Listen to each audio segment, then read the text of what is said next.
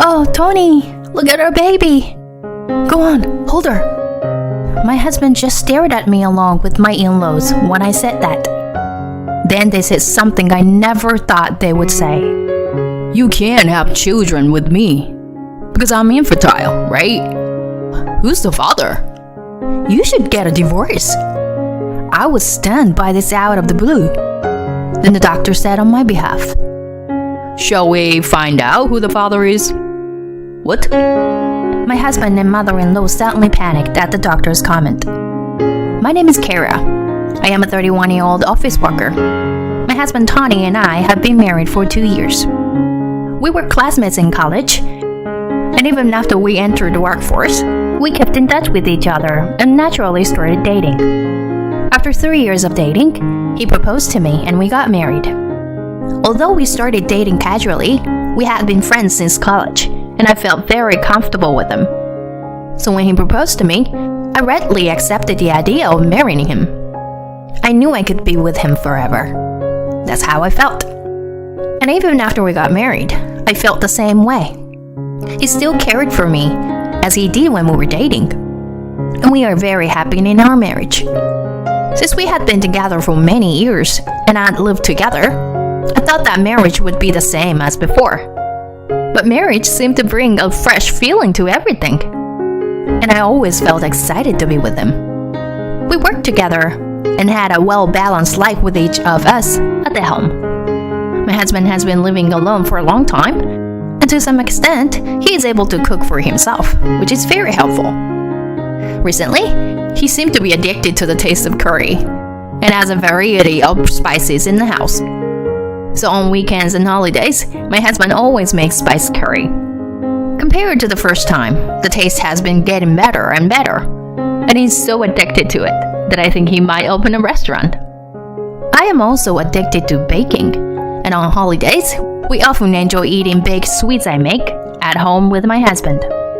Since we don't spend money on any other activities, I think we have a rich life with both working and a comfortable income. We're not extravagant by any means, but we are certainly living a happy life. I think such a feeling is the best. There's no need to live in a high-rent place, or to wear expensive things to look good. If you really like the brand, that's fine. But I don't try to get something just because it will make people around you think I'm great.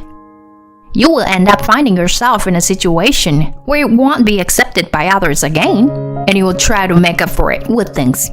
And then you will find yourself running out of money, and your mind will be ruled by anxiety and impatience. And sometimes you will even go into debt. So I personally believe that it is best to save money while living within one's means. I am sure that my husband feels the same way, which is why we are still happy married after 2 years. But recently, his behavior started to change. What do you think? What? New clothes? That's unusual. I bought it because I thought it looked cool. So, what do you think? I like it. It looks good on you. Good. But it's a brand name. I'm surprised you decided to buy it. I just had to have it. I see. I thought it was unusual for my husband, who had never been interested in clothes before. Well, people's taste can change suddenly. And if he's buying it because he's happy with it, then there's no problem. However, my husband's appearance changed after that. He started to do his hair in fashionable styles, and even started to wear men's perfume. What's the matter with you lately? You seem to be taking a lot of care about your appearance. Whoa, I'm a section chief now too. And now I'm worried about the way my subordinates look at me. I thought I should change my appearance so that they'll think I'm a cool boss. I see. I was a little surprised. I thought my husband was the type of person who's not influenced by the superficial evaluations of others, just like me. But when you are in a higher position and people pay attention to you, maybe you start to pay attention to those things. Well, my husband seemed to be buying them within his allowance, and I didn't want to be so strict about it. Besides, I am glad that my husband is cool. I would stop him if he's going to make too many expensive purchases, but I'm sure he can control himself there. For the time being, he seemed to be making do with his allowance. However, a little after that, my husband said something like this. "Hey, I was wondering if you could give me some money." "What? Why?" "Considering what you earn, that should be enough, right?" "That's not so little. I think it's pretty average." Even though I told him so, he still didn't seem to be convinced. "I feel like I'm the one who's losing money." "Why do you say that?" "You've been leaving me in charge of the household's finances because you think it's too much of a hassle." "I know, but aren't you making sure that you're more of your share?" "I'm not doing that." I thought it was getting too much. I got angry, and my husband didn't talk about it anymore. But I didn't think we would come to this point to fight about something like this. We made up and went back to our normal routine. Well, it's been 2 years since we got married. And maybe it's time for us to start noticing each other's various aspects. I was hoping that we could talk things out and get along well with each other in such a situation. Then a very happy thing happened. "What? You're pregnant?" "It's ours." "That's amazing." "It turns out I'm pregnant." "Kira, thank you. I'm gonna try harder." My husband was happy to hear that. We're going to have a new family, and we are going to be happy. Just thinking about it made my heart beat faster.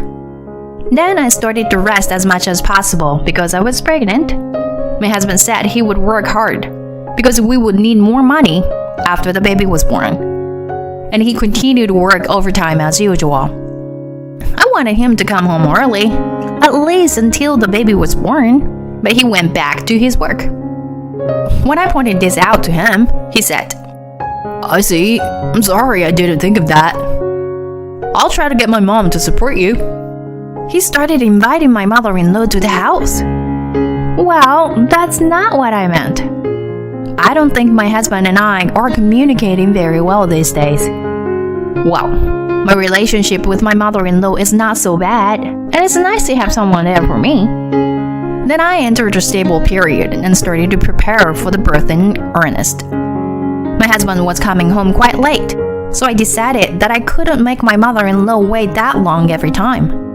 So I decided to have the baby back home. "Are you sure?" "Yes, I'm sure. Thank you for all the support you have given me." I thanked my mother-in-law and went home. "Kira, welcome home." "Hi, Mom." My mother lives alone in my parents' house. She lives in a rural area, so I don't get to go home often. And I feel sorry for her. She always told me not to worry about it, but still, she was very happy when I came back home. This time, I can stay with her for a long time because I am going to have a baby at home. I was happy to be back home for the first time in a while and enjoyed talking with my mother. We talked about work and the pregnancy while eating her home-cooked food. We had a relaxing time together. As we spent time together in this way, my belly was getting bigger. Soon, my husband and I would have a beautiful child. I couldn't help but feel excited at the thought of it. But I was also a little anxious at the same time. That is, my husband has not been responding to me much lately. I basically reported to him about my health and the baby's condition. In the beginning, he didn't reply, but then gradually he never did. And now he doesn't even read my messages. Is something wrong? Maybe he's just busy with work. My delivery was getting closer and closer, and I was still a little confused. Finally, I went into labor, and my mother accompanied me to the hospital, which helped me a lot. Then I endured the pain and safely gave birth to a beautiful baby girl. "Kira, you did great. It's a beautiful baby." Really? She's so cute. My baby was so cute the first time I saw her. And I had sent a message to my husband to let him know I was in labor. So I was hoping he would be there to witness the birth. Tony didn't come. Apparently not. Even if he is busy with his work, my mother complained that my husband would prioritize the birth of his own child. I would like to complain to my husband when I see him, but I would rather he hold our newborn child in his arms. That's what I thought. The next day, my husband came to the hospital with my parents-in-law. "Oh, Tony!" My husband finally arrived. I wanted to complain, but I was relieved to see his face. "Look at our baby! Hold her!" This is when I noticed something a little strange. My husband just stared at me along with my in-laws when I said that. "What's wrong with you?" And both of them looked grim, and I sensed something was wrong. I asked them fearfully. Unfortunately, my mother had an appointment at the hospital she was visiting, so she was not here today. The air was heavy. And then they said something I never thought they would say. Whose baby did you give birth to? "What are you talking about? It's your baby, isn't it?" You can't have kids with me because I'm infertile, right? Who's the father? I'll divorce you. I'm stunned by such words out of the blue. "Wait a minute. Of course it's your child," I hurriedly retorted, and my father-in-law glared at me. My son is physically incapable of having a child. Are you trying to get away with this after all this time? I couldn't think very well what the situation was, since it had been only one day since the birth, but my in-laws blamed me mercilessly. At that time, the door of the hospital room opened and a doctor came in. The doctor said on my behalf, "Shall we find out who the father is?" Mrs. Kara has just given birth and is in a state of mental and physical exhaustion. If you push her any further, I, as her doctor, will have to ensure her safety. You are all yelling so loud. I could hear what you're saying. But the point is, we just need to find out who the father of the baby is, right? That's what I'm saying. She's having an affair. So let her confess who she's having an affair with. And then we'll file for alimony and get a divorce. My husband and mother-in-law said something like that. The doctor retorted, "How can you be so sure she's having an affair?" "Because my son is infertile." "I can't have children." "So that means my wife was having an affair and planning to beg me for money." "I see. Then why did you say such a thing after the baby was born?" "Huh? When did you find out you were infertile?" "Well, it was, just recently." "Why would you want to be tested when your wife is pregnant?" "Normally, you wouldn't want to be tested because you would feel sure that you're fertile, right?" My husband and mother-in-law suddenly panicked at the doctor's comment. "That's right. It's even stranger that you got the test result after the baby was born. If the test had been done before the pregnancy, the results would certainly have come back before the baby was born. Then you would have questioned her when you got the results, right?" That's... The doctor pointed out that my husband's statement was suspicious.